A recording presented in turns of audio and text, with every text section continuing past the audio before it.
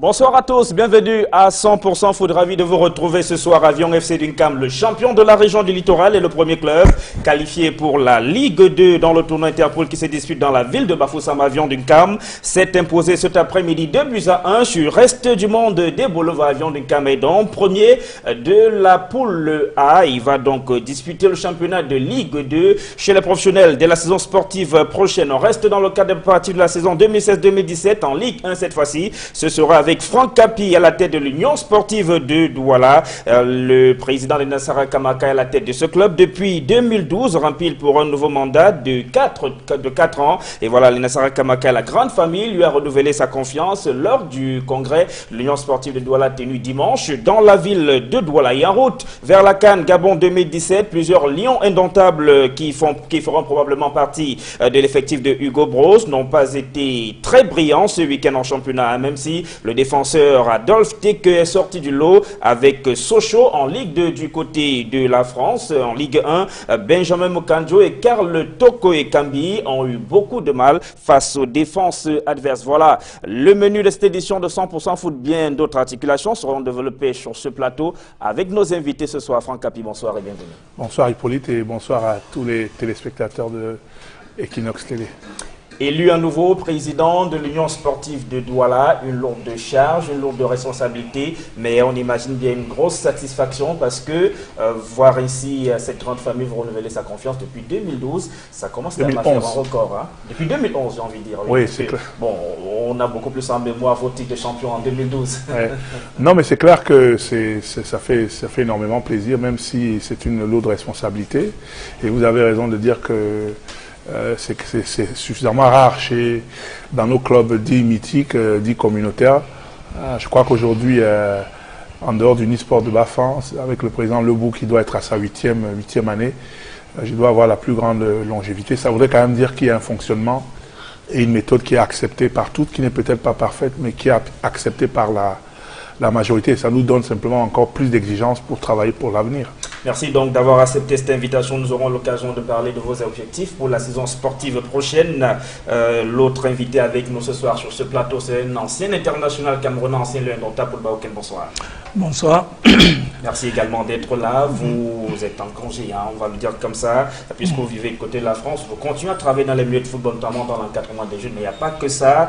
Votre conversion est plus vaste que le domaine du football. On apprendra sur ce plateau ce soir qu'il y aura un livre très bientôt qui va paraître, un livre sur la vie de Paul Baoken. Effectivement, sur ma petite biographie. Quoi. Oui. Donc ça pourrait se faire peut-être en 2019 lors de la CAN. On va dire c'est dans les coulisses en préparation en ce moment. Mais vous vivez du côté de la France, je l'indiquais tout à l'heure en titre. Les lions indomptables, certains en tout cas qui feront probablement partie de l'effectif de Hugo Bros pour la CAN en 2017 au Gabon n'ont pas été particulièrement brillants en championnat le week-end. Oh, il ne faut pas surtout juger les joueurs sur un ou deux matchs. Bon, un joueur peut être en forme aujourd'hui et ne pas l'être le jour suivant. Donc, si l'entraîneur a fait appel à ces joueurs-là, c'est que bon, c'est des joueurs de valeur. Donc, il n'y a pas de crainte là-dessus. Voilà. Merci donc à tous les deux d'être sur ce plateau ce soir. On va rapidement parler de cette victoire d'Avion FC Duncam sur le reste monde des Boulevards. 2-1. On va découvrir les images qui nous parviennent pratiquement à l'instant, puisque le match s'est disputé cet après-midi. Les images que nous font parvenir nos reporters de l'Astiana et Jean-Paul Chouniat, Avion FC Duncam, qui était pratiquement dos au mur parce que avant cette rencontre, Avion était derrière reste du monde des Boulevards 6 points, reste du monde totalisait 9 points. Donc en cas de victoire, le goal à virage permettait donc ainsi à Avion FC Duncam de terminer en tête de cette poule A et d'être directement qualifié donc pour le championnat de Ligue 2 la saison sportive prochaine. Franck Capi, c'est plutôt une bonne nouvelle pour la région littorale. À côté de la Dynamo de Douala et AS Matele de Douala, on a Avion FC Duncam pour la Ligue 2 la saison prochaine pour littoral. Mais c'est une très bonne nouvelle et d'ailleurs j'ai appelé le président Batamak pour l'en féliciter. C'était pas gagné, c'était une poule où le deuxième match avait été un peu compliqué, mais là ils ont su se reprendre. Et je suis content de voir qu'ils ont pu se qualifier, c'est tout à l'honneur de notre région. Et là-dedans, il y a un garçon, ça ramène un peu encore l'histoire des joueurs sélectionnés appelés en sélection nationale. Il y a un attaquant d'avion d'UNCAM qui est très... Qui a été convoqué parmi les 12. Mais qui est très très très fort. Mais on pense, les gens, certaines mauvaises langues penseraient que sa convocation est due au statut de vice-président du président Batamak. Mais moi, je l'ai eu à l'Union. Si vous avez un gamin qui marque un triplé dans un derby, dans un classico contre le Canon, ça veut dire qu'il a une certaine qualité. Et le petit Eyok, qui est un attaquant gaucher, c'est très rare d'avoir des attaquants avant-centre gaucher. Moi, je crois qu'il est prédit à un plus bel avenir et je crois qu'il est le meilleur buteur de ces Interpol avec 6 buts. Donc, justifie valablement sa convocation chez les Lions indomptables. Il ne faudrait pas regarder d'où vient le joueur, mais la qualité du joueur aujourd'hui. La qualité du joueur. Et on imagine bien que ça va être peut-être très difficile là, pour le président Pierre Batamak de garder ce joueur dans ses effectifs parce qu'en même temps, l'info que nous avons, c'est que beaucoup de clubs se bousculent en ce moment pour engager Yok pour la saison sportive prochaine en Ligue 1 pour le Baoken, la région littorale qui a toujours mouillé le maillot dans le football au Cameroun. Et là, on a cette équipe Avion FC Linkam, une toute jeune équipe, à peine, on va dire 5 ans, mais déjà, qui va jouer chez les pros de la saison. Toute jeune équipe? Ah oui, c'est une jeune équipe. Dans le Nkam, là, il y a toujours eu une équipe. Avant, il y avait Dihep d'Inkam. Donc, c'est une région où il y a toujours eu des grands sportifs, des grands joueurs. Donc, dire que c'est une nouvelle équipe, bon, pour moi, c'est... Dans sa création, hein, c'est une toute jeune équipe, il faut le dire quand même. D'accord. Parce qu'elle est partie elle a fait toutes ses classes, cette équipe-là, avant de s'inscrire du côté de la D2 régionale du littoral, où d'ailleurs Avion FC Linkam a dominé tout le monde avant de se qualifier pour ce tournoi. Interpol et Avion d'Unkam, on l'apprend donc cet après-midi, s'était posé 2-1 sur resté du monde de coup franc de York en question. Voilà. Ce but-là, c'est un coup franc de York. Et voilà. Et on me dit que le président, c'est M. Batamak. Pierre-Joseph Batamak. Ah, d'accord. Ok. Et l'autre match qui s'est disputé cet après-midi au stade Omnisport de la ville de Bafoussam opposait Santos de Koza à Scorpion Football Club de B. Victoire du champion de la région du Nord. 3-1 sur Santos de Koza. Mais ce qu'on peut quand même décrire ou déplorer, Franck Capi, vous-même vous voyez les gradins, hein, pratiquement personne dans cette tribune, alors que c'est une compétition que beaucoup de personnes attendaient.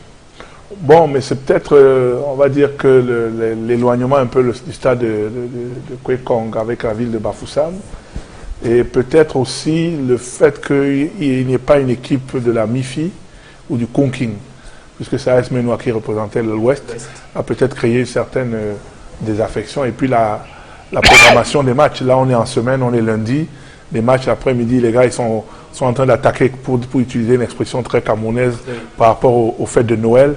Donc, par contre, tout ça, pour l'avenir, vu qu'aujourd'hui on a des infrastructures modernes, on aurait pu faire jouer ces matchs le soir, après 18h, puisqu'il y a la lumière dans tous les... Voilà, donc, pour que les commerçants, tous ceux qui sont dans les activités autour dans la ville de Bafoussam ou aux alentours, puissent venir regarder le match reparti chez eux sans empiéter sur les horaires de travail. Bamendi, ça aurait plutôt offert une belle fête à ces Interpol, sauf que bon, on sort d'une canne qui était que l'Euro ne pouvait pas à nouveau redescendre dans la terre battue. Voilà, on aurait fait le reproche de ne pas...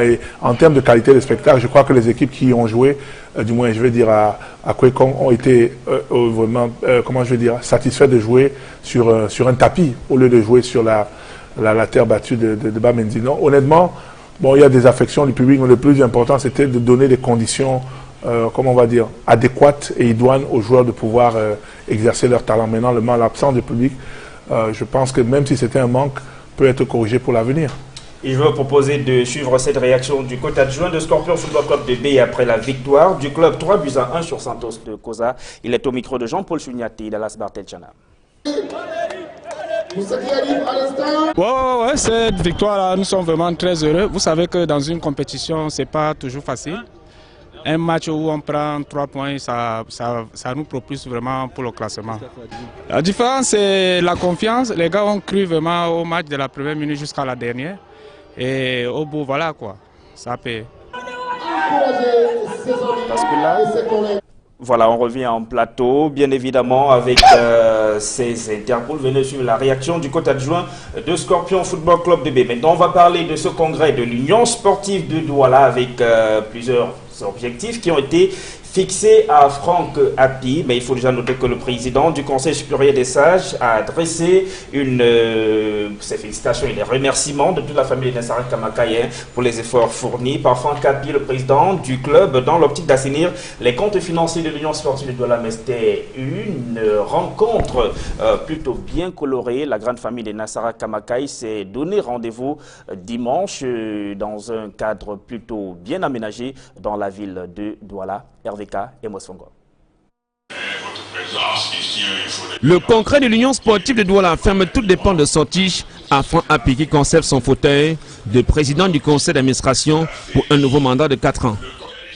Réunis dimanche dans la capitale économique, les membres de Nassara Kamakaye ont posé les bases de la prochaine saison sportive. Fidèles à la tradition chez les Nassara Kamakaye, anciens présidents et anciennes gloires du club ont assisté aux travaux dans la convivialité. L'administration actuelle du club de Nubel a également présenté les 3 maillots de la prochaine saison sportive. Bon, bien sûr, il n'y a pas encore les logos des sponsors et tout ça, c'est le maillot nu. Avant le début de la saison, il y aura les différents logos des différents sponsors et partenaires. Une contribution de 24 millions de francs CFA a été récoltée en salle. Un montant qui comprend l'argent reçu en espèces et les promesses des dirigeants. Franck Hapi, reconduit à son poste de PCA, définit les grandes lignes de la prochaine saison sportive. Ce qu'on n'a pas réussi à accomplir pour le dernier mandat, okay, on espérait avoir un peu plus de titres, on n'en a eu qu'un seul. Quelles que soient les circonstances, on n'en a eu qu'un seul titre, alors que n'importe comment, je pensais qu'en 4 ans, l'Union aurait au moins 2 titres de plus dans son escarcelle. Donc, c'est le premier chantier. Ensuite, la restructuration de l'équipe continue pour l'installer durablement, parce que les titres, c'est bien. Mais si ça n'installe pas durablement en termes structurels l'équipe, terrain d'entraînement, siège correctement fonctionnel, relationnel avec les joueurs et les dirigeants de l'équipe qui fonctionnent correctement, ça sert à rien. Le rapport d'activité de la saison 2015-2016 a été validé par le Congrès dans son intégralité. Mais le président du Conseil supérieur des sages, le prince Ngassa Hapi, veut voir une équipe ambitieuse qui joue les premiers rôles sur le plan local. Vous savez, notre congrès a été toujours un congrès de vérité, un congrès où les choses se passent correctement et dans l'amitié et dans la fraternité. Vous savez, on a mis 2-3 heures dans la paix pour finir notre congrès. Nous avons, comme par le passé, travaillé, fait un bon travail. On a fait, à mon avis, un très bon travail. Vous-même, vous avez vu, il n'y a pas beaucoup de discussions. Il y a des questions qui ont été posées librement, on a répondu. Et c'est rare aujourd'hui de trouver une association qui peut se permettre de tarder à donner 25 millions à son équipe. Et nous avons demandé aussi au président du conseil d'administration, qui a été reconduit à l'unanimité, de lui donner un titre. Nous sommes fatigués du premier et du deuxième classe, deuxième, troisième, quatrième, parce que c'est fatigant, les gens sont déjà habitués à ça. Donc, nous avons besoin d'un titre cette année et nous avons mis à cette disposition, j'espère, quelques moyens et nous mettons encore plus de farine. Parce que pour parvenir à ce niveau-là, il faut des moyens financiers. Et voilà, Franck Hapi, au-delà, bien au-delà des satisfactions et des félicitations qui vous ont donc été adressées lors de ce conseil d'administration, lors de ce congrès tenu dimanche dans la ville de Douala. Il n'y a que l'Union sportive de Douala a faim. Et le président Hapi l'a clairement exprimé. On ne peut plus se contenter d'une deuxième place, même si ce n'est pas mauvais. Mais l'Union sportive de Douala, depuis 4 ans, n'a rien gagné et ça commence à faire un peu beaucoup. Non, mais ça fait beaucoup. Ça fait beaucoup. C'est clair qu'un club comme le nôtre ne peut pas attendre indéfiniment. C'est comme si vous dites que le Real ou bien Barcelone, toute proportion gardée, ou Paris attendent de gagner des titres tous les 4 ans. C'est clair que... Et non, c'était pas prévu. Honnêtement, j'étais persuadé que tel qu'on était parti, on aurait eu encore au moins, comme je le disais, 1 ou 2 titres. On va s'atteler à cela.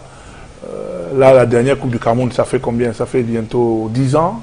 2006, que l'Union n'a pas gagné une Coupe du Cameroun, même joué une finale. Et le dernier titre de champion, ça date déjà de 4 ans. On avait attendu 22 ans pour gagner un titre. On ne va pas attendre. Ce qui est sûr, on n'attendra pas 22 ans pour en gagner un autre. Mais au-delà de cela, il y a ce que j'expliquais, que vraiment l'interview résume effectivement ma pensée. elle a transcrit vraiment. Nous devons continuer la transformation de notre équipe. Vous voyez, regardez ce qui se passe ailleurs dans les clubs de même envergure que nous. Il y a une très grande instabilité. Il y a une difficulté de cohabitation et de collaboration entre ceux qui sont considérés comme les anciens que Paul connaît comme le prince Gassapi, c'est-à-dire les sages, et la génération dynamique et dirigeante. Il faut pouvoir concilier cela. Ce n'est pas évident, ce n'est pas facile, mais la différence et l'avantage que nous on a, c'est qu'on a dans l'Union des gens comme Gassapi, comme le ministre Monté, qui mettent l'intérêt de l'Union au-dessus des intérêts individuels et personnels. Quand ça ne va pas, ils vous recadrent.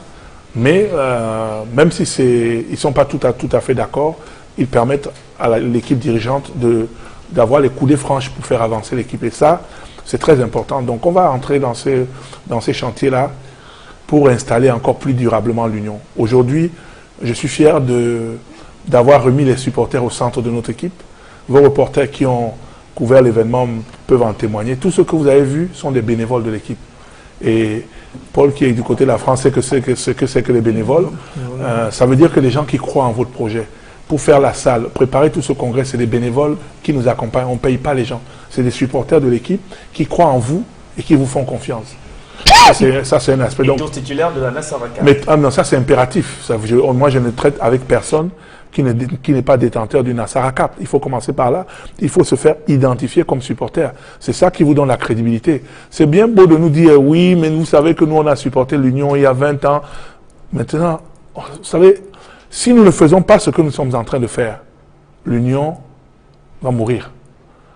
Les bénévoles, les mécènes, ça devient de plus en plus difficile.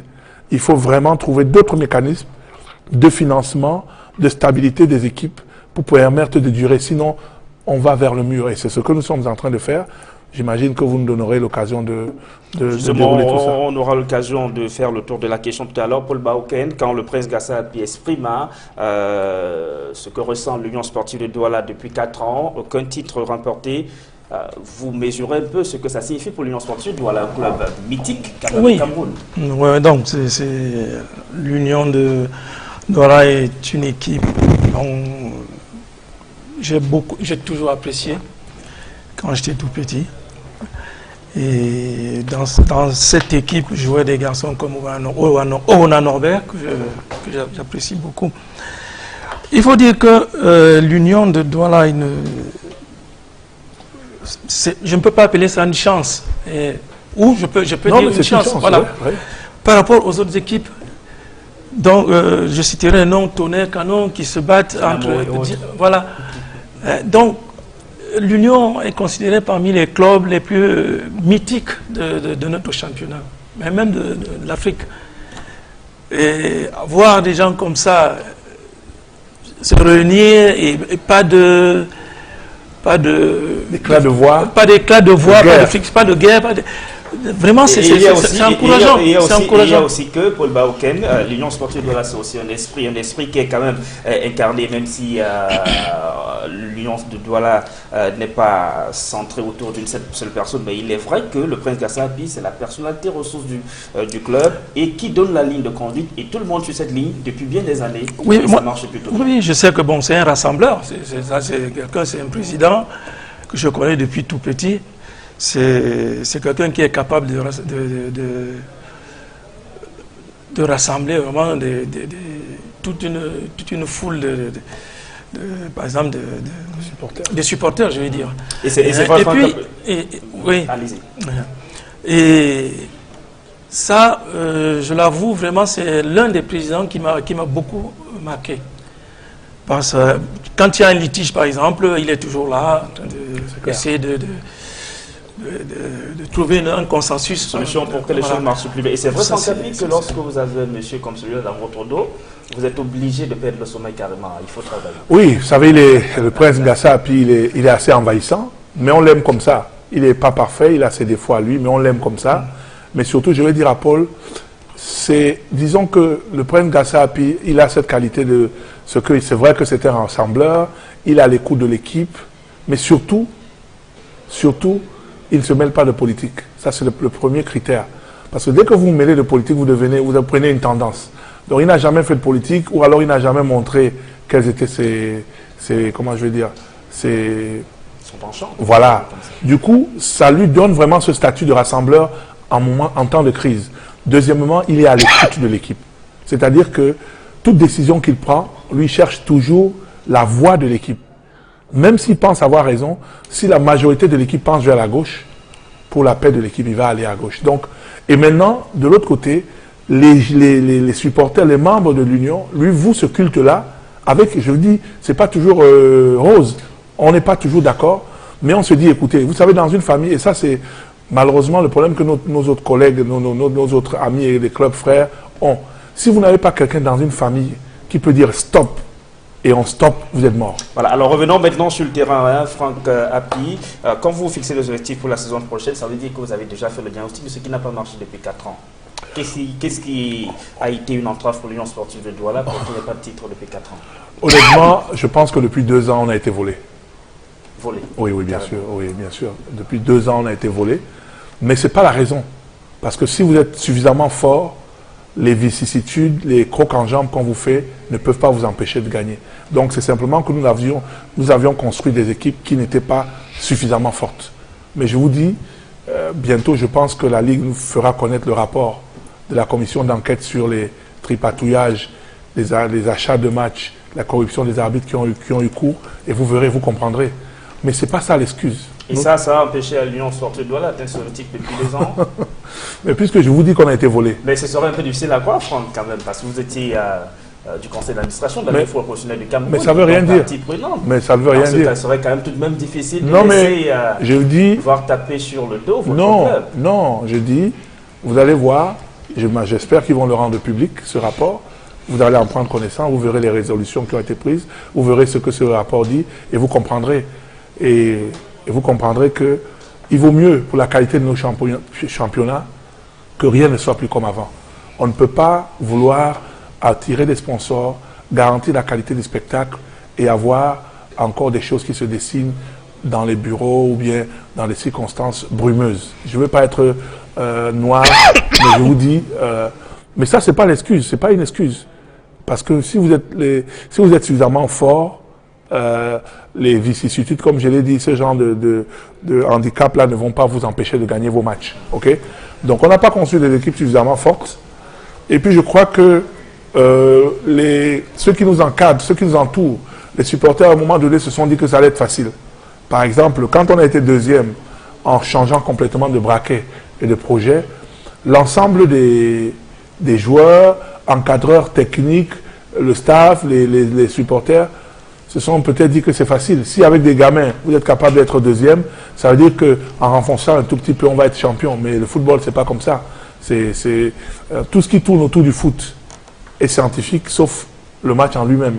Il y a encore d'autres ingrédients. Cette année, on s'est remis au travail, on a un peu appris de nos erreurs, et je peux vous dire qu'on va construire une équipe pour gagner tous les matchs. Maintenant, ceux qu'on ne pourra pas gagner, on ne les gagnera pas, mais on va tout faire pour gagner tous les matchs. D'accord. Le difficile, c'est que l'une des choses les plus difficiles dans le football, c'est de se maintenir au sommet, parce que quand on est le Real de Madrid, le FC Barcelone, l'Union sportive de Douala, on a forcément une grosse pression, et le challenge, c'est de se maintenir au top. Ouais.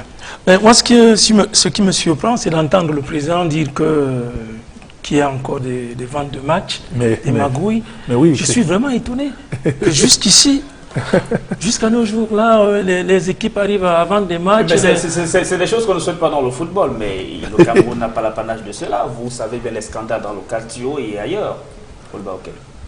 Non, mais et nous, on n'a pas à copier ce qu'ils font. Moi, je pensais que tout ça a été éradiqué. Non, c'est revenu de plus belle. Mais c'est revenu de plus belle. En tout cas, depuis 3-4 ans, c'est très compliqué. Pourquoi ils ne peuvent pas sanctionner c'est ça qui fait en sorte que notre football n'avance pas. Ouais. J'aurais entendu dans une équipe que les entraîneurs recrutaient les gens recrutaient les joueurs moyennant de l'argent. Les entraîneurs, hein. Je ne sais pas si c'est vrai, mais j'ai du mal à croire cela.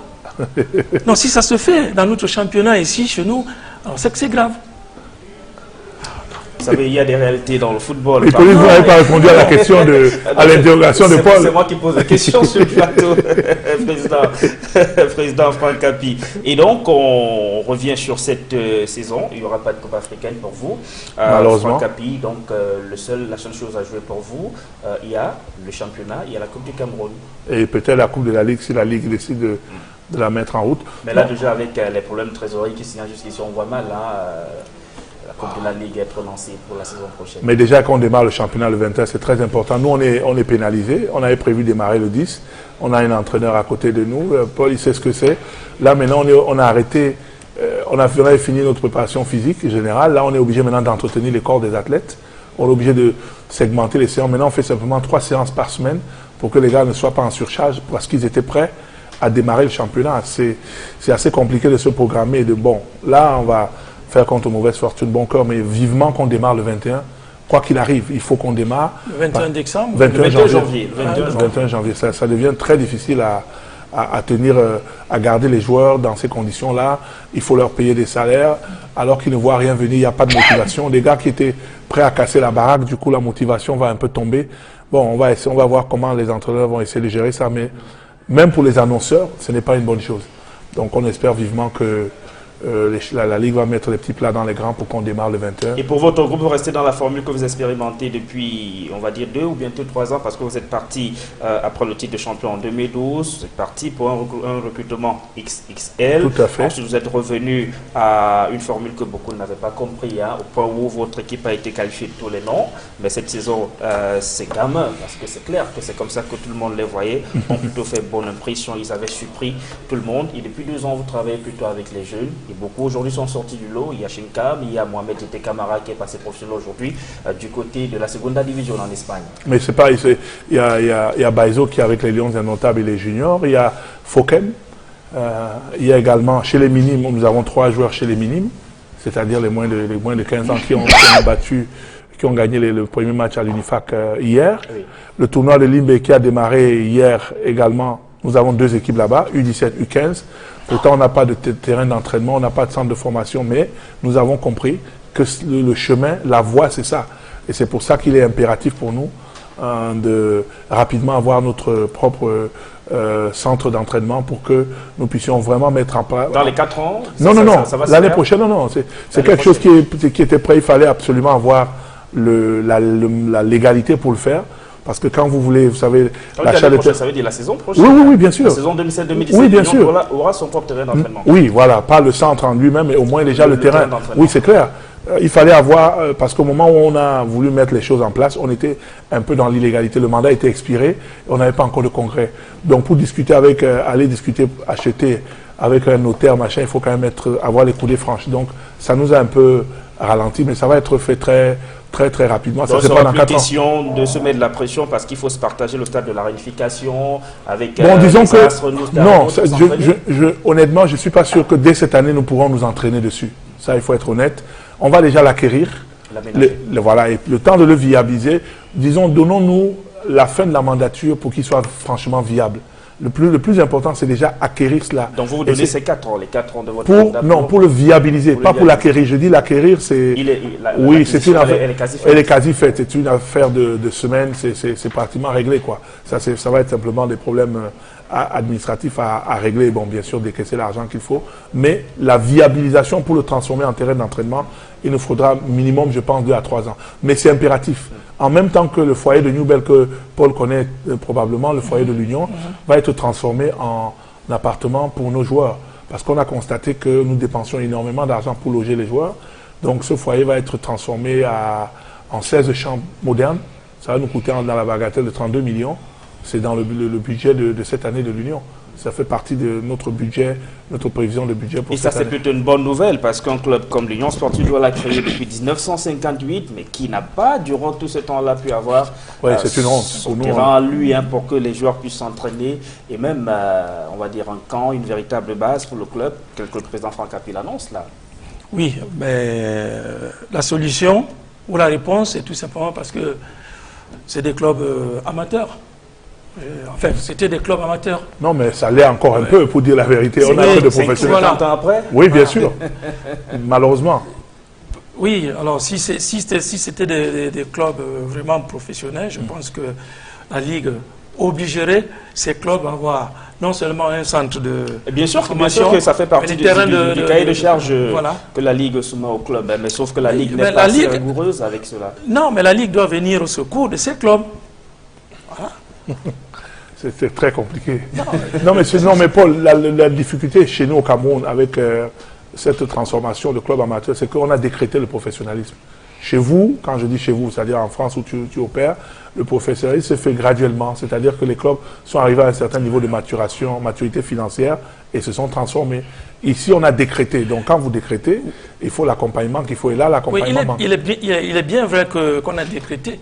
Mais vous rappelez de M. Ndjoleya, qui depuis, je crois, c'est 30 ans, qui a voulu instaurer le football professionnel ici, que nos dirigeants ont dit non. Oui, on lui a mis des bâtons dans les roues. Qui y a au jour d'aujourd'hui. C'est clair. On aurait fait du chemin. Oui. Bien sûr. On aurait fait quand même un assez grand parcours. Et la saison sportive prochaine, Franck Capi, pour vous, il n'y a pas beaucoup de problèmes, puisque étant donné au stade de la réunification, mais il n'est plus question de jouer sur la terre battue la saison prochaine.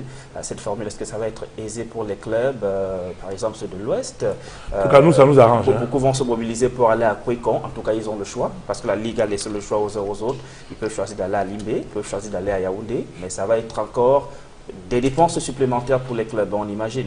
Oui, à moins que la Ligue vienne en appui financièrement. Mais on l'espère que la Ligue, vous savez, nous attendons beaucoup de la Ligue. Notre président a été élu sur un programme ambitieux, donc où nous attendons 500 millions en Ligue 1 et 300 millions en Ligue 2. Donc, nous imaginons qu'ils sont en train de travailler pour cela. Si on a ces moyens-là, je peux vous dire que changer de stade ou alors les coûts supplémentaires inhérents à la délocalisation de nos matchs à domicile, ça ne va pas trop nous pénaliser. Et en espérant également que le fait qu'on joue sur des stades modernes, ils nous amèneront des chaînes de télé pour que les droits de retransmission soient beaucoup plus... Mais est-ce que ça ne va pas un peu refroidir la mobilisation qui commençait à renaître dans les stades? Parce que si vous avez un club comme, on va dire, le Racing Bafoussam, qui, admettons que le Racing choisisse de ne pas jouer à Kwekon, mais peut-être à Limbé, quel intérêt Racing aurait de laisser Kwekon, qui est un bel écrin, pour aller jouer à Limbé à plus de 300 km? Moi, je vois pas même la Panthère, si la Panthère va jouer à Kwekon, c'est pas garanti que la Panthère ait le même nombre de supporters qu'elle aurait pu avoir à domicile. Oui, mais la vérité, c'est qu'il y a un vaste programme d'aménagement et de construction des infrastructures inhérentes en relation avec la CAN 2019. Je pense que les Banganté vont faire partie des terrains d'entraînement. Déjà, il y a le projet initié par la fédération. Oui, je crois que... Il y a un stade qui doit être construit. Voilà, je pense qu'en 2017, ce stade sera terminé. Pour faire des omelettes, il faut casser les... Voilà, donc à un moment donné, il faut accepter de souffrir pour arriver à bon port. Et la construction des stades qu'il y a Bamenda, Bafia, Banganté, je pense qu'il y a même Bafan, ne peut que nous amener une qualité de spectacle. Et ça va amener même comment je veux dire, la qualité du jeu. Les clubs seront obligés de revoir la façon de jouer. Aujourd'hui, on ne pourra plus jouer de kick en roche. Vous êtes obligés de chercher à produire du beau jeu, parce que sur le gazon, sinon vous allez être très rapidement en difficulté. Donc, le spectacle aidant, nous pensons que les gens vont revenir dans le stade. Et vous, en ne jouant désormais que sur des terrains gazonnés, ça va améliorer la qualité du spectacle? Moi, je me réfère surtout sur le fait que les gens ne viennent pas au stade. Je me demande bien pourquoi. Les gens... Alors peut-être qu'on ne venez pas au Cameroun, je vais un peu vous aider. Vous prenez le stade de la réunification de Douala, nous sommes au mois d'août. Le match se joue, il pleut dans la ville de Douala, vous êtes au stade, même dans ce qui sert de tribune, vous vous mouillez. Donc c'est assez difficile. Ça veut dire qu'il y avait ce problème d'infrastructure quand même qui empêchait un peu les gens d'aller voir les matchs. Non, je ne pense pas. À l'époque, quand moi j'étais tout petit, là, quand j'allais voir les matchs de l'Union, au stade à quoi? Il n'y avait pas de gradin, sauf la vieille tribune là. Elle existe toujours. Et l'autre côté, il pleuvait. Il y avait les spectateurs, les supporters qui venaient tout le temps. Qu'il pleuve, qu'il neige, qu'il neige. C'était toujours ces gars-là qui venaient toujours au stade. Et vous pensez donc que le public ne vient plus au stade? Pourquoi? C'est la question que je vous ai posée. Quand vous avez des classicos aujourd'hui, Canon Tonnerre, vous ne pouvez pas faire le pari de faire le stade plein. Non. Or, non, ces années-là, vous vous souvenez Canon Tonnerre, c'était le stade de Soa Modèle de Yaoundé. Justement, c'est pour ça que je vous demande, je veux savoir... Non, mais disons que si je peux expliquer un peu à Paul, oui. Il y a l'ouverture au monde extérieur. Vous savez, les gars, tous les Camerounais connaissent tous les joueurs de Barcelone, du Real, de Paris, de Marseille. Donc quand ils regardent des matchs sur Canal ou sur beIN Sport, et après ils rentrent au Cameroun, ils regardent la qualité du spectacle que nous produisons, c'est compliqué. Voilà un des facteurs. En dehors de la vétusté des infrastructures, il y a la qualité du spectacle. Oui, c'est vrai. Mais il y a l'identité de ceux qui jouent ce championnat. Voilà, mais c'est pour ça qu'il est important pour la Ligue de nous garantir une qualité de spectacle à travers une équité et le respect de l'éthique dans la compétition. Aucun pays au monde n'a pu développer son championnat si vous n'êtes pas sûr de la qualité de l'arbitrage, si les matchs ne se décident pas dans des achats, des ventes, des choses qui décrédibilisent. Parce que quand vous le faites, à un moment donné, les gens le voient, les gens le constatent, et ça ne peut que créer une désaffection. Regardez, on parle de nos infrastructures, mais regardez ce que les Lions ont fait. Les Lions, aujourd'hui, les Lions indomptables sont à la recherche d'un second souffle, d'un rassemblement des Camerounais. Mais les Lions, moi, je n'étais pas un fan de football féminin. J'ai regardé 2 matchs des Lions. Je suis parti de Douala pour aller regarder les matchs des Lions. Parce qu'on voyait une débauche d'énergie, on voyait une volonté de donner le maximum de soi-même. Elles ont perdu, mais on est sorti du stade satisfait parce qu'elles avaient tout donné. Donc, c'est ça. Les gens ont envie de vie au stade, de qualité de spectacle, de qualité de la compétition, pour essayer de revenir. Et pour terminer avec les préparatifs de la saison qui arrive, Franck Hapi, on sait que votre équipe, la saison dernière, a ravitaillé pratiquement toutes les sélections nationales. Est-ce que vous gardez le même groupe? Il y a des départs, il y a des arrivées? Oui, on garde le même groupe dans sa grande ossature. Moi, je ne suis pas un partisan voilà, en fin de saison, on fait généralement un bilan et on a gardé le même groupe. Dans toutes les sélections, sauf peut-être chez les minimes, on a généralement le plus gros contingent. Et c'est simplement, ça dénote quand même d'une certaine qualité de ce que nous on fait. Et on va chercher ailleurs d'autres joueurs qui sont également dans le même profil. Là, on a fait monter encore une génération de juniors. On a pris d'autres juniors dans les clubs de la ville de Douala et des environs. On est allé à N'Djamena prendre 3 Tchadiens, un attaquant, un défenseur latéral et un gardien de but. On a pris le capitaine de Cosmos de Bafia, Petit Tebe, qui marque un super but hier face à Unisport. Voilà, nous on a notre cellule de recrutement qui nous permet de recruter malin, sans nécessairement dépenser des fortunes. Et puis quand il le faut, on va chercher la pointure au-dessus. Dans le cas de Platini Kaham, le meilleur buteur du dernier championnat, qui a accepté de se sacrifier pour nous accompagner, pour essayer de gagner un titre avec nous cette année avant d'espérer. Et il y a cette affaire qui a marqué la saison de l'Union l'année dernière, l'affaire Samuel Lind. Où est-ce que vous en êtes avec le procès avec le club égyptien? Normalement, je ne devrais pas parler. Oui, parce que aujourd'hui la FIFA est très regardée. Mais je peux vous dire que déjà, on a les 2 premières étapes, on est sur le bon chemin. Premièrement, la FIFA a demandé au club de retirer tous les... Comment on appelle ça? Non, oui, tout ce qu'ils avaient mis sur leur site internet concernant Samuel, c'est pas une mince victoire. Ça veut dire que déjà, ils ont retiré tout ce qu'ils avaient mis sur le net. Et là, on est en train d'aller... Ça, c'était déjà sur les problèmes de forme. On est en train d'aller dans le fond. C'est inéluctable. Et l'Union et Samuel vont gagner ce procès. Ça, c'est clair. Mais maintenant, comprenez que je n'entre pas trop dans les détails parce que quand une affaire est en cours comme cela, il vaut mieux laisser. Mais je peux vous garantir que ce n'est qu'une question de temps. Nous allons gagner ce procès et nous sommes heureux. L'avocat espagnol que nous avons pris est vraiment très, très diligent et il nous rend compte au débat. Et il est serein, lui, Samuel, il reste avec vous? Mais la preuve, il a renouvelé son contrat, il est avec les Lions indomptables, ils sont en regroupement. Il fait partie des joueurs qui ont été appelés des joueurs locaux. Il est très fort dans sa tête et nous avons besoin de l'encadrer parce que même s'il est très fort, c'est pas facile.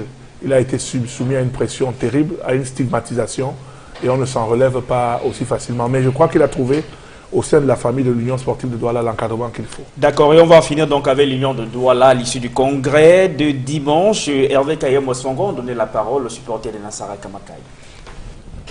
Non, vous êtes avec qui? C'est un monsieur qui a apporté beaucoup dans l'Union. Vous savez, c'est un monsieur franc, comme son nom le dit. Et il est très honnête et il rend compte comme il se doit.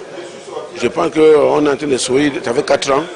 L'équipe a été métamorphosée par ce président avec les jeunes joueurs. Je pense qu'on a bien de l'avenir. Nous sommes très contents qu'on le retrouve 4 ans. Et on va travailler avec lui jusqu'à la fin de son mandat. Tous les 13 comités de soutien ont répondu présent à la contribution de leur équipe. Et je pense que c'est une très bonne signe pour l'avenir de nos championnats, de leur équipe en 2017. Ils ont donné un bon ton.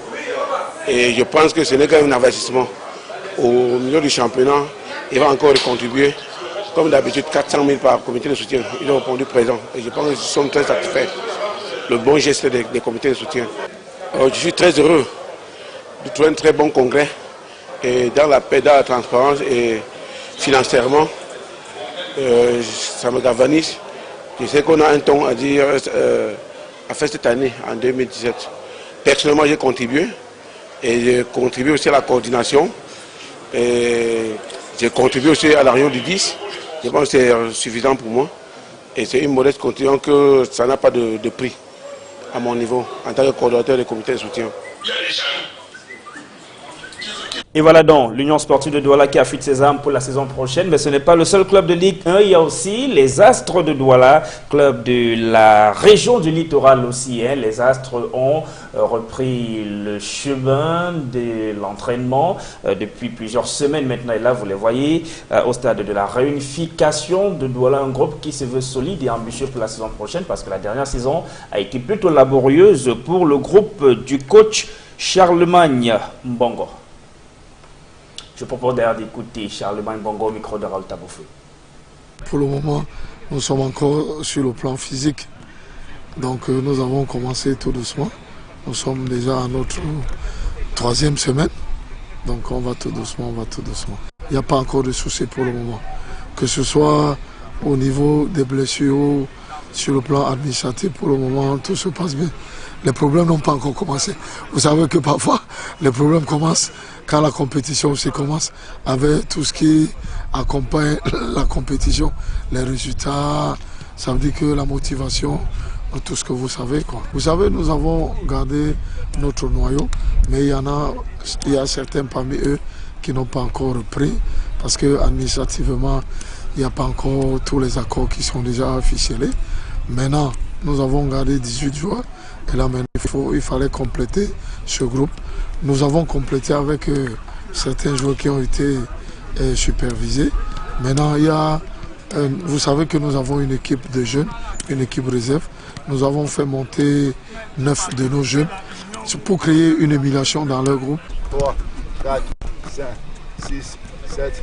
Charlemagne Mbongo, le coach des Astres Football Club de Douala, champion du Cameroun en titre, UMS de Loum va jouer la Ligue des Champions la saison prochaine. En même temps, le club veut conserver son titre et c'est la ville de Douala qui a été choisie pour préparer cette saison. RVK. UMS de Loum, champion du Cameroun en titre, a repris du service depuis le mois dernier sous les ordres d'un nouvel entraîneur, Bonaventure Djonkep. L'Union des mouvements sportifs de Loum s'entraîne sur le gazon synthétique du stade de la réunification de Douala.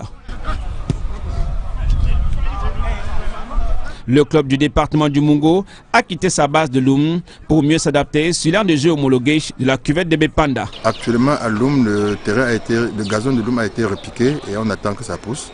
C'est pour ça que depuis un mois on s'entraîne ici. UMS de Loum, qui a participé pour la première fois à la Coupe africaine l'année dernière, veut progresser sur l'échiquier continental. Mais pour le nouveau patron du banc de touche des Loumois, Bonaventure Djonkep, la longue trêve aura une incidence sur la préparation de la Ligue des champions de la CAF. Moi, ça ne m'arrange pas parce que moi, j'étais convaincu qu'on devait jouer au moins 7 à 8 matchs championnat avant la Coupe d'Afrique. Maintenant, avec la date du 21, ce n'est pas sûr que nous aurons suffisamment de matchs dans les jours avant la Coupe d'Afrique. Et c'est très embêtant qu'on s'entraîne et à chaque fois on renvoie. Bon. C'est notre pays et on se contente de ça. L'entraîneur en chef de UMS de Loum, Bonaventure Djonkep, avait pris du recul après New Star de Douala et son séjour dans la tanière des Lions Notables Seniors. Disputer la Ligue des champions de la CAF est une action exaltante qui a motivé l'ancien Lion Notable de reprendre du service. Ça fait très longtemps que les équipes camerounaises ne sont plus arrivées en phase de poule de la Champions League. Je m'engage à tout faire pour qu'on y arrive. Et bon, je prends ça vraiment comme un véritable challenge et on va se battre pour.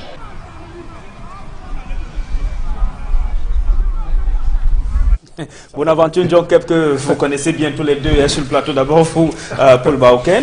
Il a été champion en 2012 avec l'Union sportive de Douala et avec Franck Capi comme président. Ensuite, Bonaventure Djonkep est allé à New Star de Douala. Ensuite, il a été appelé sur le banc des Lions indomptables du Cameroun aux côtés de Volker Finke qui n'est plus là. Également, aujourd'hui, il revient en club et il dépose ses valises à UMS de Loum. Qu'est-ce qui fait que les présidents du club changent d'entraîneur? Au Cameroun ou oui, au Cameroun. Non, il ne faut pas voir ce qui se passe ailleurs. Eux aussi sont capables de nous copier. Ils ne sont pas plus forts que nous. Voilà.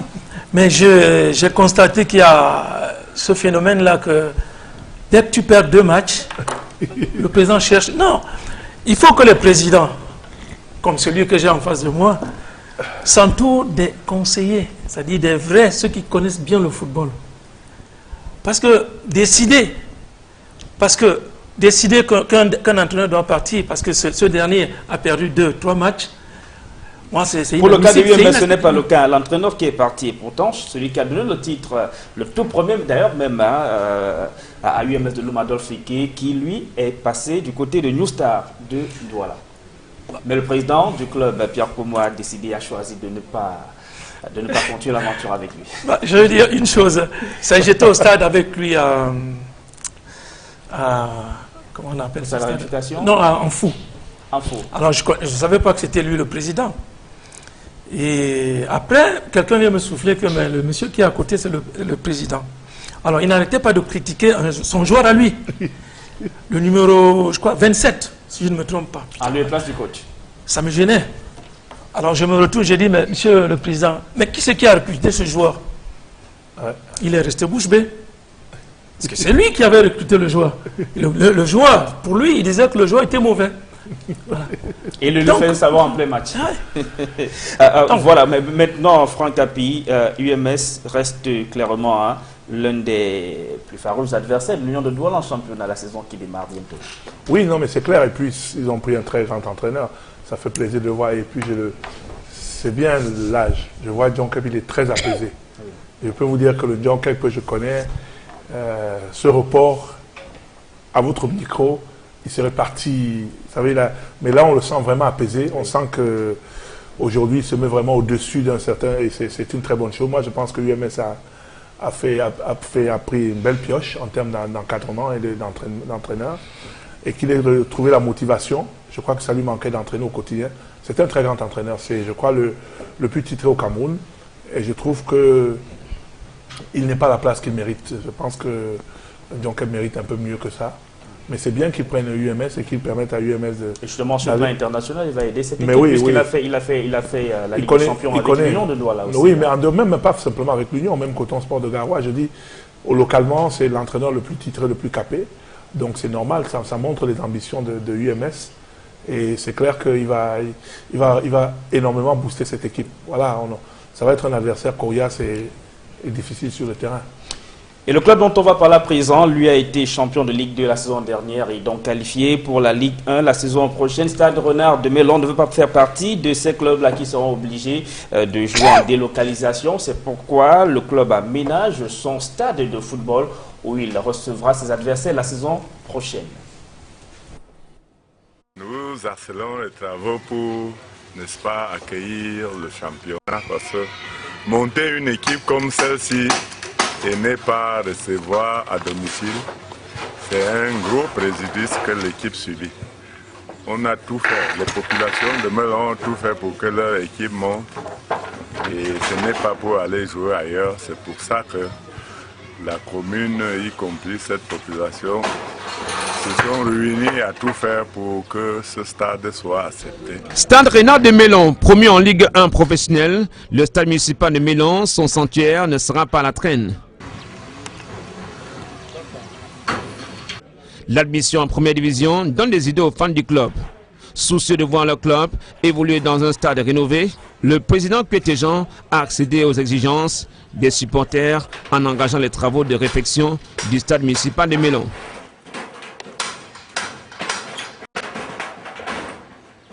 Depuis quelques semaines, l'aire de jeu est entretenue pour offrir une excellente pelouse aux acteurs. Les bancs de touche ont fait peau neuve. La main courante séparée désormais par une grille de sécurité afin d'éviter l'accès des supporters sur l'aire de jeu. Dans ce vaste chantier de lifting du stade municipal de Mélon, toutes les zones sont au centre des préoccupations. La tribune, les vestiaires, les toilettes ainsi qu'un forage sont en cours d'exécution. Les ouvriers travaillent d'arrache-pied sous le contrôle du président Koueté-Jean. Selon l'administration du stade rennais de Mélon, une mission de la Ligue de football professionnel du Cameroun va évaluer le taux de réalisation des travaux dans les jours à venir. Il y a une commission qui passera ici avant le 10 janvier pour probablement voir si notre stade respecte les normes. Au vu du travail qui est fait, j'estime et pense que ce stade sera accepté pour les matchs de première division. Et voilà. Non, mais vous allez jouer dans ce stade l'année prochaine. Je milite vraiment pour ce stade. J'y ai fait un match amical il y a 3 semaines. Et honnêtement, la pelouse est de très bonne qualité. Déjà, de tous les stades qu'on va dire régionaux, c'est le seul qui possède des vrais bancs de touche. Vous voyez que moi, j'ai joué là-dessus. Et si il faut homologuer ce stade, moi, je milite pour son homologation. Le président Koueté. Oui, non, on y a fait un match amical. Ils sont en train de travailler. Le seul bémol, c'était la tribune. Et puis la clôture garantit quand même un minimum de sécurité. Oui, et puis il y a un forage. Je dis, on a fait un match amical avec Stade Renard. Et on a aimé la qualité de la pelouse. Et vous savez, il y a une rivalité également. Ils ont vu que UMS de Loum, à côté, a été champion du Cameroun, est monté directement et puis champion du Cameroun, vainqueur de la Coupe. Donc ça donne des idées et ça crée. Et c'est tout ça. C'est ça qui peut ramener les gens au stade. Avoir des clubs comme ça qui viennent de petites communautés et qui se déplacent ou se déferlent dans les villes pour accompagner leur équipe. Honnêtement, je pense que le stade de Mélon doit être homologué par la Ligue, si ça dépendait que de moi. En plus d'être le club au million de supporters, l'Union sportive Douala, ce qui paraît, est aussi désormais un club Android. Oui, parce qu'on parle de la numérisation et la digitalisation, Franck Kafi. Oui, non, mais c'est clair que pour répondre au problème que posait Paul Baroquet, la désaffection du public, il faut trouver d'autres sources de financement. Et nous avons pensé et nous sommes arrimés à la modernisation et on va donc digitaliser tous les contenus de l'Union. On a signé deux contrats la semaine dernière. Le premier avec Ngeti Solutions qui est un partenaire Microsoft qui va s'occuper de toute la plateforme de numérisation de l'Union et avec une stat pour les statistiques. En résumé, c'est quoi? Dorénavant, notre site web va être un site moderne, toute proportion gardée en comparaison avec les grands sites de clubs européens, où on pourra avoir des informations gratuites, usuelles pour l'ensemble des membres, supporters, journalistes, et des informations premium payantes. Par exemple, les résumés des matchs, ou bien ça sera payant, ce sont des contenus payants qui vont générer des ressources. Deuxièmement, on aura une application mobile disponible chez Android et chez l'Apple Store, c'est-à-dire que l'Union sportive de Douala, vous la téléchargez, elle sera payante et donnera donc accès à des degrés d'information ou alors accès à la vie de l'équipe en fonction de paliers. Et ensuite, le contrat qu'on a signé avec la société de droit russe, Instat, qui est un des leaders mondiaux en termes de statistiques, qui va nous donner toutes les statistiques de notre équipe. Ballon perdu, passe à l'adversaire. Ils ont près de 800 clubs dans le monde et ils ont accepté de nous faire confiance. Et qui sait peut-être un jour Union TV. Non, mais c'est pas non. La web TV de l'Union va être opérationnelle, puisque pour faire les statistiques dont on parle, il faut avoir la vidéo des matchs, donc elle va être opérationnelle. Tout à fait. On va marquer une courte pause et juste derrière, on parle de la CAN Gabon 2017. Le compte à rebours est lancé. Jean touche le ballon, passe à David, lui présente Militaire. Jean va sur la prochaine commande l'arbitre siffle et fait faute. David remet le ballon en jeu, passe pour Guidon qui presse 1, 2, 3 et qui remporte but. Il n'y a pas de football sans 33 Export. 33 Export, supporter numéro 1 du football.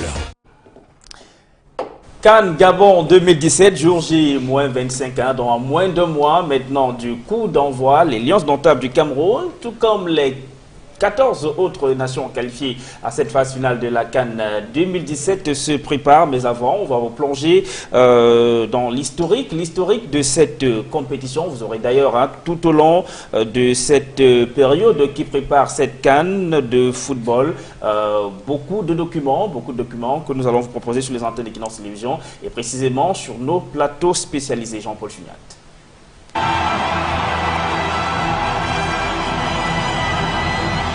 La phase finale de la Coupe d'Afrique des Nations de football en sera à sa 31e édition en 2017 au Gabon.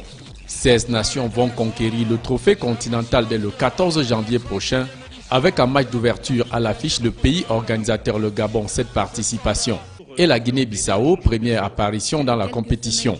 Ils sont logés dans le groupe A aux côtés des Lions indomptables du Cameroun, 4 fois champions en 18 participations, ainsi que les étalons du Burkina Faso, finalistes en 2013.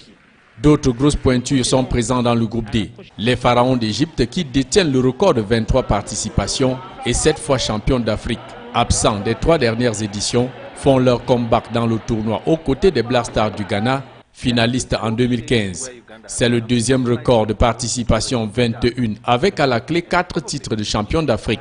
Y figurent tout aussi les Aigles du Mali, 11 participations et finalistes à la 8e édition de 1972 à Yaoundé, tout comme les Cranes d'Ouganda, finalistes en 1978 et absents du tournoi depuis 38 ans.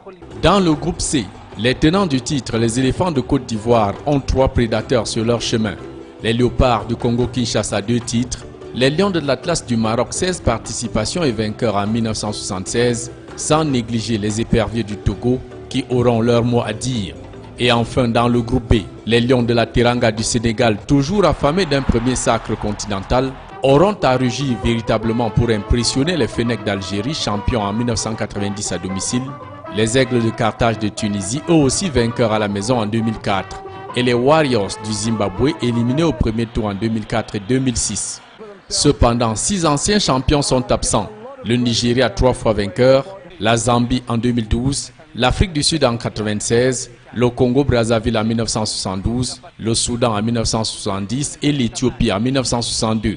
Du 14 janvier au 5 février 2017, les 16 qualifiés écriront chacun à sa manière la 31e page de la Coupe d'Afrique des Nations, compétition lancée en 1957 à l'initiative des pères fondateurs du panafricanisme, dont le Ghanéen Kwame Nkrumah.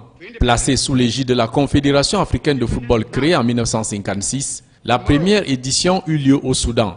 Seules 3 équipes y participèrent, le Soudan, l'Éthiopie et l'Égypte. L'Afrique du Sud y est exclue pour sa politique d'apartheid contre les Noirs. Au match d'ouverture le 10 février 1957, les Pharaons battent 2-1 les Crocodiles du Soudan devant leur public, puis atomisent 4-0 en finale les Walia Antilopes d'Éthiopie, remportant ainsi la coupe Abdelaziz Abdallah Salem, nom de baptême du premier trophée mis en jeu par la CAF. Equinox Télévision vous fera vivre 59 ans d'histoire, séquencée en moments inoubliables, comptée sur 31 phases finales de Coupe d'Afrique avec 1346 buts enregistrés. Aucune phase finale de la CAN n'a encore atteint le cap de 100 buts. La plus prolifique reste celle de Ghana 2008, 99 buts. Record de buts inscrits en une édition, le Congolais Moulemba Ndaï, 9 buts en 1974 avec l'ex-Zaïre. Et le meilleur buteur de toute l'histoire de la CAN, le Camerounais Samuel Eto'o-Fils, 16 buts devant l'Ivoirien Feu Laurent Pokou, 14 buts. Record qu'il avait détenu pendant 38 ans. Et voilà qui est dit, le plus grand rendez-vous sportif sur le continent africain, la CAN de football qui va se jouer dans 25 jours très exactement du côté du Gabon. Le coup d'envoi sera donné le 14 janvier 2017. Gabon, Guinée-Bissau, c'est l'affiche du match d'ouverture. Ensuite, le Cameroun, ce même 14 janvier, va affronter le Burkina Faso pour son premier match dans le groupe A pour le Baouken. Mais les Lions indomptables du Cameroun qui passent de plus en plus à côté de ce grand rendez-vous. Non, peut-être que cette fois-ci, bon, ça sera la bonne. D'autant plus nous sommes dans un groupe qui, pour moi, est relativement abordable. Oui. Avec le Gabon, oui. La Guinée-Bissau et le Burkina Faso. Oui. C'est des adversaires que nous pouvons vaincre facilement, j'ai dit. Facilement. Ouais. Mais sauf qu'actuellement, au niveau de la bourse des valeurs à la FIFA, c'est vrai qu'on est devant, le Gabon, mais le Burkina aussi ne talonne pas très loin. La Guinée-Bissau, c'est vrai, Franck, le petit poussé de ce groupe. Le Cameroun, comme le dit Paul, là, on va jouer dans cette CAN. En tout cas, ça reste qu'au premier tour. Honnêtement, je ne souhaite pas mettre beaucoup de pression sur l'équipe. Personnellement, j'aurais aimé que nous entamions déjà la restructuration profonde et la préparation de la CAN 2019 et la Coupe du Monde 2022. Et là, c'est maintenant. Bon. Mais sauf que là, on s'appelle Cameroun, le Cameroun, c'est les titres. Non, mais ça fait combien de CAN qu'on n'a pas de titre? Il faut à un moment donné être réaliste et comprendre que il y a quelque chose qui n'a pas fonctionné et reprendre les fondamentaux. On voit bien qu'avec de la bonne préparation, avec un vivier, un bon vivier, avec des entraîneurs stables et une vraie politique de regroupement et de sélection des joueurs, on arrive quand même à participer à toutes les compétitions continentales, ce qu'on ne faisait plus depuis un bon moment. Honnêtement, je pense qu'il y a une bonne 7 à 8 joueurs dont il faudrait commencer à réfléchir au remplacement par rapport aux échéances futures. Ça ne sert à rien de chercher à gagner aujourd'hui et de rentrer dans le... Qu'est-ce qu'on va faire de plus? À quoi ça nous sert à chaque fois d'aller à la Coupe du Monde et d'être 31e ou 32e sur 32? À la dernière Coupe, on était 32e. À l'avant-dernière Coupe du Monde, on était 31e. On était qualifié. Donc vous pensez qu'il faut y aller quand on est sûr qu'on peut... Non, je pense qu'il faut accepter de préparer l'avenir. Quand les Paul Bahoken jouent la Coupe du Monde 82, on n'avait jamais joué de Coupe du Monde avant. Mais c'est une génération qui est partie de 76, 77, qui a travaillé pour nous amener de 82 à 90. Et puis après, on a une autre génération, la génération des Mboma, des Jérémy et des machins, qui est arrivée après 90, qui a régné sur l'Afrique et le monde jusqu'en, on va dire quoi, 2003, où, bon, on a un peu tiré sur la corde jusqu'en 2008, mais depuis là. Donc à un moment donné, il faut être réaliste et comprendre que la méthode qu'on utilise n'est sûrement pas la bonne. Et Paul Bahoken, il ne vous semble pas que le mot restructuration soit un peu nouveau dans le football camerounais? Parce qu'à votre époque, quand même, à chaque édition, c'était la rage de vaincre. On ne parlait pas beaucoup de restructuration. Non, si je comprends ce que dit le président, je pense que pour moi, il a raison. C'est à partir de maintenant qu'il faut commencer déjà à bâtir une équipe.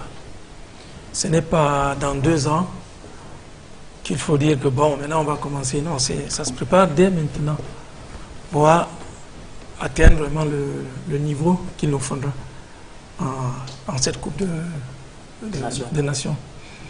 Mais certains pensaient que 2015 en Guinée équatoriale devait nous servir à préparer 2017. Oui, mais sauf qu'on l'a pas fait. Mais sauf qu'on l'a pas fait. Hippolyte, est-ce que c'est normal aujourd'hui? Moi, je suis dirigeant. Paul Bahoken, il est Camerounais, vous l'êtes. Est-ce que nous sommes... Aujourd'hui, on est à quoi? C'est 3 semaines? 3 semaines et demie à peine. Est-ce que vous pouvez dire que le Cameroun va à la CAN pour la gagner? Ce serait difficile, hein, vu l'état de santé donc, ça veut dire que ce n'est pas normal. Mais le Cameroun devrait aller à cette CAN. Oui, mais non, pas à cette CAN, c'est impossible de partir en disant qu'on va la gagner. On va en espérant faire le meilleur résultat possible, mais ça veut dire qu'il y a un problème. Et c'est ce que je dis, non pas qu'on doit revoir nos ambitions à la baisse, mais il faut prendre des risques. Il faut accepter qu'on a déjà fait, je crois, il y a eu 2010 ou 2012, on n'est pas là à la CAN, et on n'en est pas mort, on n'était pas qualifié. Il faut accepter de prendre des risques, de voir notre équipe ne pas être suffisamment forte, mais préparer l'avenir. L'Égypte n'est pas allée à 2 CAN, mais je ne connais pas bien l'équipe d'Égypte actuelle, mais je suis sûr qu'ils viennent à cette CAN avec d'autres ambitions. C'est une belle équipe, hein, celle qu'on a pu voir lors des éliminateurs. On va prendre des nouvelles de quelques internationaux camerounais, ceux en tout cas dont on peut faire le pari qu'ils feront probablement partie de l'effectif qu'Hugo Bros va amener au Gabon. Adolphe Teke, le joueur de Sochaux, qui a confirmé ce week-end sa belle forme du moment avec Sochaux, dont le Camerounais a été explosif en défense face à Red Star. Victoire de Sochaux 2-0. Durant ce match, Adolphe Teke a récupéré plusieurs ballons dans les airs comme au pied. Il est plutôt bien aimé par ses coéquipiers et même son coach.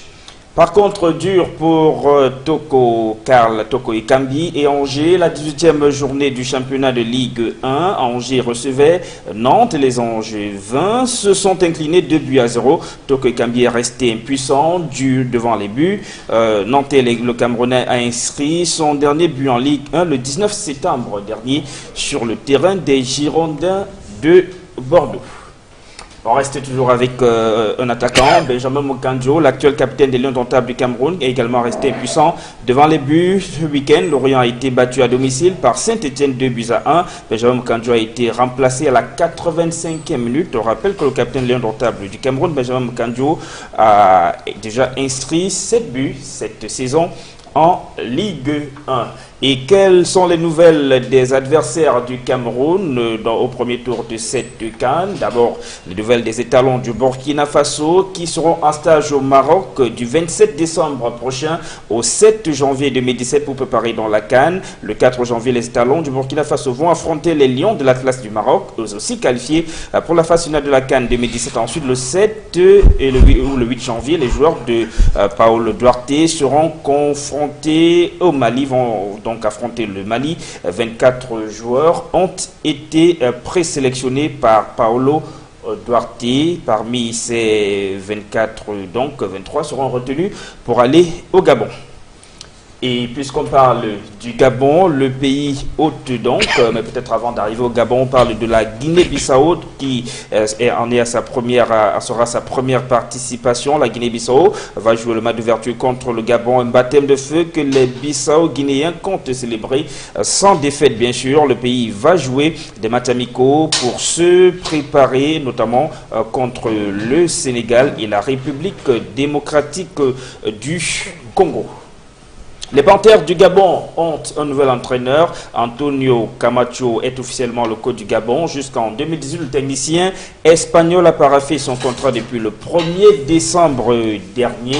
Et les Panthères du Gabon vont effectuer leur stage de préparation à la maison, notamment à Libreville, où Pierre-Emerick Aubameyang et ses coéquipiers vont ouvrir le bal le 14 janvier prochain. Contre la Guinée-Bissau, le Gabon, on le rappelle, va affronter le Cameroun lors de la dernière journée dans le groupe A. Et s'agissant toujours de cette Coupe d'Afrique des Nations, la vente des billets pour la CAN Gabon 2017 est ouverte. Depuis le 15 décembre dernier, les billets coûteront entre 500 francs et 40 000 francs CFA, précise le COCAN, avec des tarifs différents pour la cérémonie d'ouverture du samedi 14 janvier 2017 à Libreville. Ce jour, les billets vont coûter entre 2 000 et 20 000 francs CFA. 500 000 billets au total ont été confectionnés et ils seront en vente dans les perceptions et les trésoreries des 4 villes qui vont donc abriter la compétition, à savoir Libreville, Franceville, Port-Gentil et la ville d'Oyem au Gabon. Voilà, donc cette Coupe d'Afrique des Nations est d'ores et déjà lancée. Peut-être le Gabon, Paul Baoken, vu son effectif du moment quand même, peut être un sérieux prétendant à la succession de la Côte d'Ivoire. Évidemment que c'est le pays organisateur. Je pense que le Gabon a de fortes chances de... Ne serait-ce que d'arriver en demi-finale. Ouais. En demi-finale. Ne serait-ce qu'en demi-finale. C'est vrai qu'ils ont un bon groupe en ce moment avec le meilleur joueur du continent pour l'instant. Oui. Pierre-Emerick Aubameyang, un des meilleurs attaquants d'Europe. L'un des meilleurs attaquants d'Europe. L'un des plus prolifiques. C'est clair. Là, ils ont une vraie star de niveau mondial. Ce que nous n'avons pas. Voilà, donc c'est pour ça que je vous dis. Beaucoup de pays qualifiés à cette CAN d'ailleurs. Alors quand vous n'avez donc pas des stars de niveau mondial, qu'est-ce que vous faites? Vous bâtissez tout sur le groupe, sur le collectif. Et je pense que on attendra longtemps pour avoir encore des stars de niveau mondial au Cameroun. Donc nous devons tout bâtir sur la base, sur le collectif. On n'a plus de joueurs qui sont capables tout seuls. Mila, Omar, Eto'o, c'est terminé, les Mboma. Donc qu'est-ce qu'on fait? Il faut travailler avec un groupe homogène de jeunes qui ont faim, qui ont envie et qui ont dans les crocs et qui peuvent compenser cette absence de classe et de talent que nous n'avons malheureusement plus aujourd'hui, jusqu'à ce que la Providence nous fasse encore ressortir un génie. On va croiser les doigts, mais on sait que le Cameroun regorge de talent. Vous êtes dirigeant de club. Il faut regarder les matchs, vous parcourez le Cameroun avec votre communion sportive Douala durant la saison au Francapi. Non, c'est pas le talent qui manque. Non, c'est clair. C'est clair que il y a aucun pays en Afrique qui a autant de joueurs par kilomètre carré que le Cameroun. Maintenant, la fédération fait les efforts, il faut qu'elle aille un peu plus loin que ça. Et déjà, vous voyez simplement, regardez toutes les sélections, les compétitions auxquelles le Cameroun participe aujourd'hui, on n'y participait plus. On va faire la Coupe d'Afrique Junior, voilà les minimes qui sont en train de jouer l'UNIFAC, nos filles qui gagnent, mais c'est quoi? Regroupement. Il faut investir, il faut accepter de souffrir, de dépenser pour pouvoir arriver au sommet, c'est le prix à payer. Et pour le Baoken, le Cameroun a aussi besoin de vous, ces techniciens de football camerounais qui faites profiter votre talent à d'autres pays. C'est vrai que le football se veut universel, mais on a bien besoin, pourquoi pas, de voir Paul Baoken venir tenir un club au Cameroun, une sélection même, c'est possible. Oui, je vais peut-être vous amuser. Ce que je vais dire est fondamental. ce que j'ai écrit à la Fédération camerounaise de football,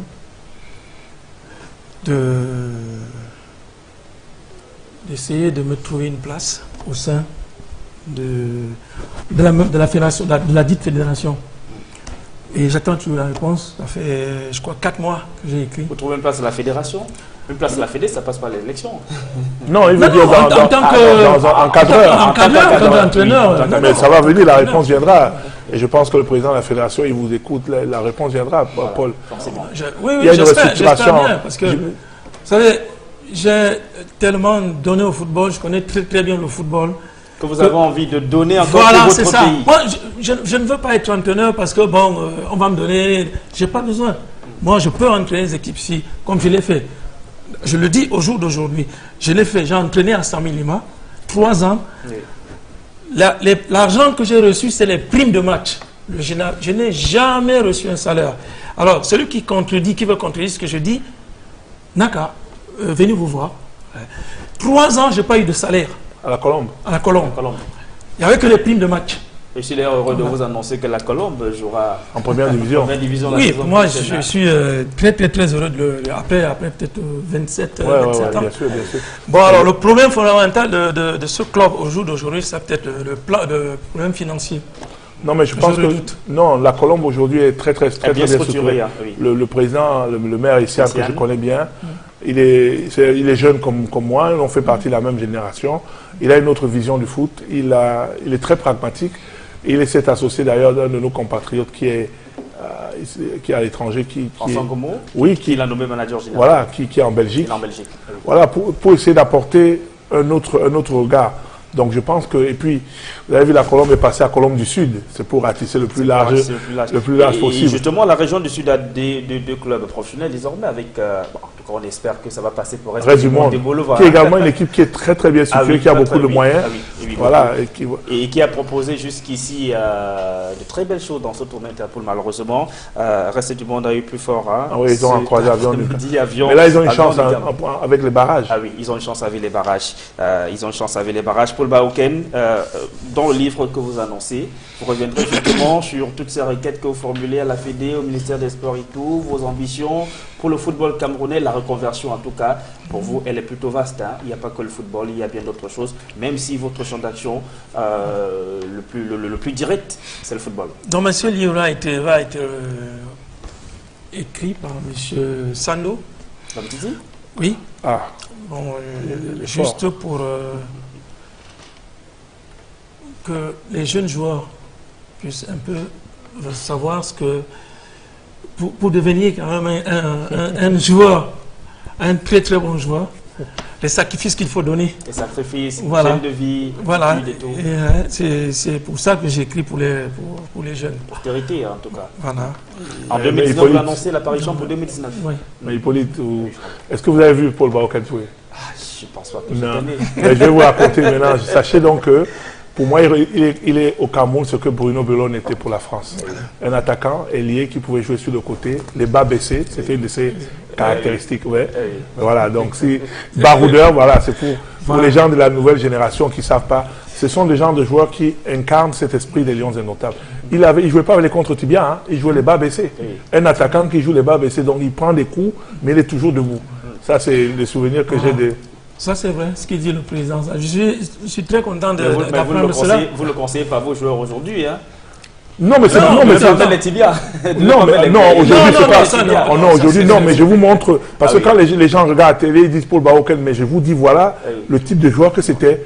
Un attaquant teigneux qui ne laissait... C'est-à-dire qu'il était difficile à marquer pour le défenseur adverse. Exactement. Et puisque nous parlons des talents que nous avons au Camerounais, les moins de 15 ans qui sont la pépinière de notre football sont engagés dans le tournoi de l'UNIFAC. Le premier match a opposé les joueurs du Kodialo Siéwé, les moins de 15 ans du Cameroun, nos Congolais. C'était donc dimanche au stade militaire de Yaoundé, 3-1, victoire du Cameroun à Cyril.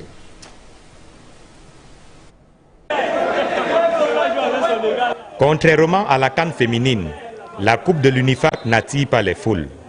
Très peu de spectateurs étaient dans les gradins du stade militaire de Yaoundé à l'occasion du match d'ouverture entre le Cameroun et le Congo. À la tribune d'honneur, où ce qui en tient lieu, Aucune trace du ministre des Sports et de l'Éducation physique. Bidungpat abandonne à Tombi Aroko Sidiki la cérémonie d'ouverture. Pour l'édition 2016 du tournoi de l'UNIFAC, les organisateurs étalent leurs lacunes dès la première journée. Pas de badge d'accréditation et encore moins de feuilles de match pour les journalistes, obligés de prendre des notes sur la paume de main. Dans le même temps, il est difficile de distinguer les ramasseurs de balles. Ces derniers n'ont pas de tenue uniforme. Mais sur l'aire de jeu, les deux équipes s'en donnent à cœur joie.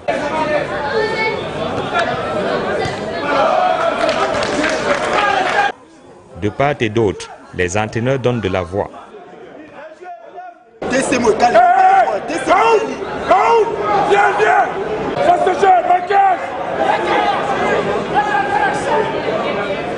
Le match se joue sous la formule 35 x 2. Il s'agit des U15, les minimes. Profitant de l'entrée en jeu du milieu de terrain Fankam Tala, dossard numéro 6 à la 57e minute, le Cameroun passe à l'offensive. De tous les buts inscrits, on retiendra particulièrement le chef-d'œuvre de Raoul Ndangsabé, dossard numéro 8 à la 62e minute.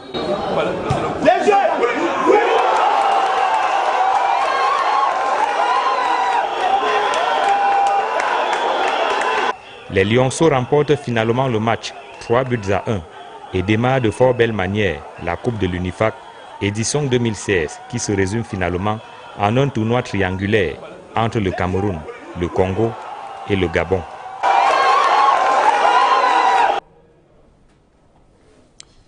À leur âge, ce n'est pas le plus important, la victoire, même si ça permet aussi à ces garçons de se construire. Le coach Diallo Siewe ne manque tout de même pas de les féliciter, mais il pense qu'il y a encore beaucoup de travail à faire. Hein. Je propose d'ailleurs de l'écouter au micro de Aïe Cyril. On est satisfait, on est content. On est content au bout de... Si on a travaillé dur et qu'à l'arrivée, les enfants sont capables de se retrouver, c'est même pas la victoire qui est primordiale. C'est la manière dont... Et c'est les premiers matchs internationaux, Et s'ils parviennent à... S'ils sont capables d'interpréter exactement tous les gammes tactiques et techniques qu'on fait l'entraînement, on est satisfait. Un but partout au thème de la première manche, il y avait des frayeurs? Non, pas de frayeurs, c'est le premier match international, n'oubliez pas. Bon, il fallait qu'on leur dise que c'est un handicap et qu'ils peuvent le fragissement que par le jeu. Vous avez vu que quand ils ont commencé à jouer, ça a été simple pour eux.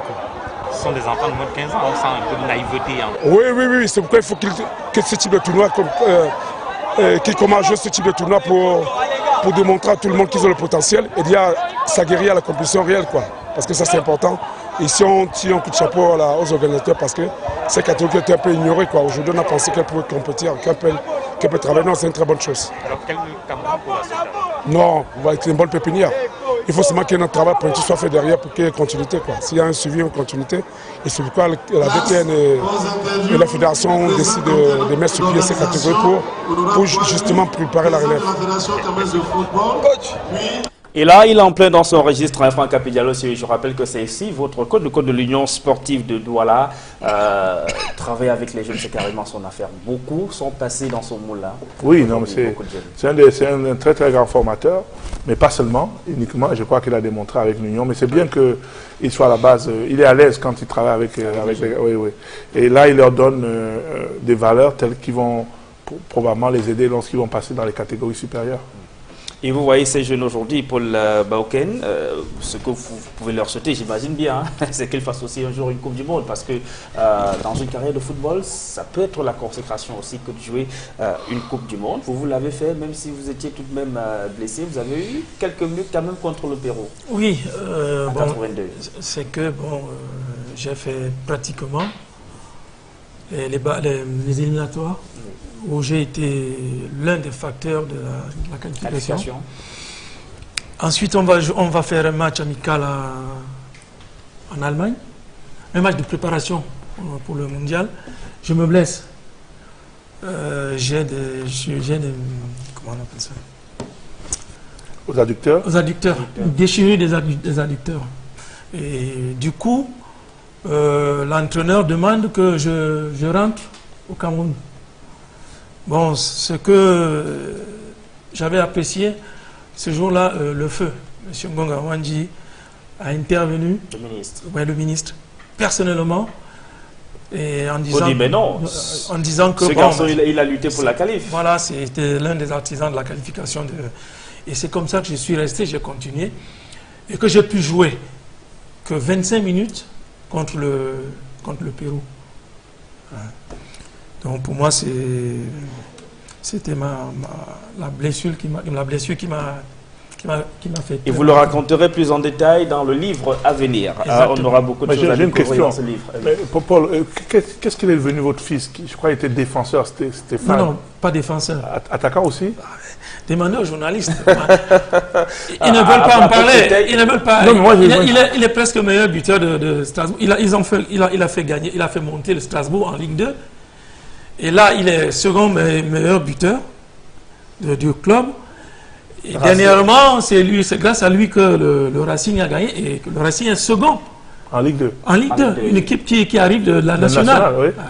Rassurez-vous, je ne veux pas en parler. Tant que les journalistes, il faut laisser l'affaire aux journalistes. Moi, je ne vais pas vanter on le suit de très près, rassurez-vous.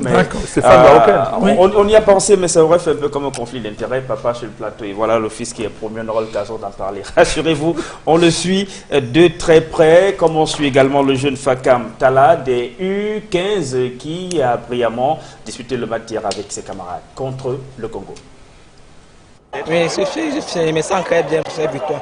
On n'a pas ça depuis quoi on parle le championnat, c'est victoire. On t'a fait entrer en seconde match, tu as tenté d'entrer un peu plus tôt. Non, c'est dans la décision du coach. C'est pour ça que je sens que je voulais faire la différence, mais il n'y avait pas plus le temps de faire changer la différence. La prochaine fois, je vais faire mieux. Vous êtes bien entraîné pour pouvoir gagner le trophée? Oui, nous sommes bien entraînés, on ne peut pas le championnat, oui. Nous sommes bien entraînés. Est-ce qu'il y a des idoles, quelqu'un à qui tu voudrais ressembler dans le foot? Comme je sors de l'Union Sport, je voulais jouer au poste comme Oulou Fadé. Jean sur le ballon, passe à David, livraison médaille. Jean va sur la gauche, l'arbitre siffle, il fait faute. David remet le ballon en jeu, passe pour Guidon qui presse 1, 2, 3, et qui remporte Lionel avec 40 minutes. Il n'y a pas de football sans 33 Export. 33 Export, supporter numéro 1 du football. Et voilà, avant de sortir de ce plateau, autant vous dire que sur Equinox Télévision, on ne passe pas notre vie entière sur les plateaux. On sait aussi jouer au ballon, on ne sait pas que parler des autres qui jouent à la balle. Et c'était le cas d'ailleurs le week-end dernier où les Warriors d'Equinox se sont brillamment imposés sur les joueurs de l'équipe de l'hôtel Pullman. C'était un match qui a été disputé samedi dans la ville de Douala. Etienne Pascal Aziki. Après avoir essuyé plusieurs défaites, les Warriors se devaient de réagir promptement au cours de leur prochaine sortie. Et ça a été le cas samedi dernier au stade de la garnison militaire de Bonanjor.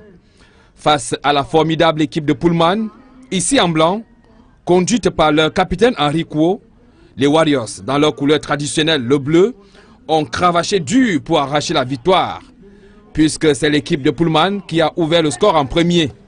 L'égalisation surviendra sur un coup de pied arrêté après une faute d'appréciation du gardien de Pullman Hotel. Un spectacle qui s'est déroulé en présence du directeur général de Pullman, qui a par ailleurs donné le coup d'envoi de la rencontre. Le deuxième but des Warriors sera inscrit à la deuxième mi-temps sur un coup franc de Cyril Djemba. Les multiples efforts des joueurs de Pullman vont rester vains et c'est sur le score d'un but contre 2 que Pullman s'incline sans toutefois avoir démérité.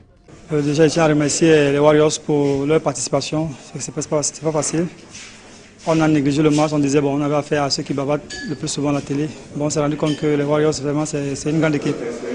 On a vécu les moments difficiles. On a essayé de vous mettre en difficulté. Nous avons constaté que vous êtes solides.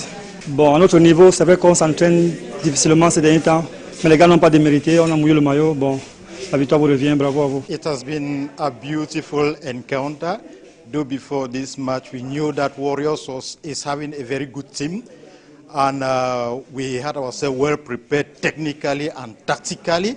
Our main problem lied on our psychological preparer who was not present, but I hope, I'm very convinced that next time Equinox is not only going to go with a heavy score, but would discover that Pullman is putting on a team that will next year represent the world of hotels.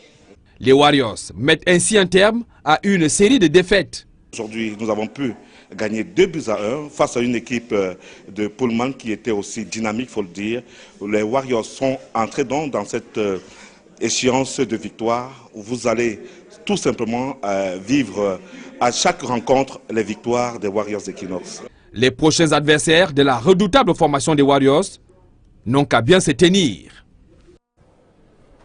Et voilà, c'est par cette santé du samedi que nous sortons de ce plateau. Franck Capé, merci d'être venu. C'est moi qui vous remercie.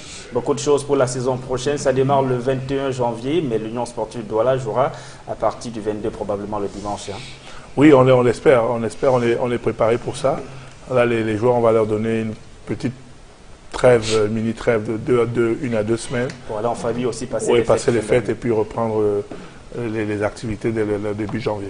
Paul Baoken, merci à vous également d'être venu en plateau. C'est moi, c'est toujours avec plaisir que j'accepte votre invitation. Merci à vous tous, chers téléspectateurs à travers le monde, d'avoir regardé cette autre édition de 100% Foot. Merci à toutes les équipes techniques autour du réalisateur Imo Songo qui m'ont accompagné ce soir. Rendez-vous lundi prochain lorsqu'il sera 20h45. Au revoir.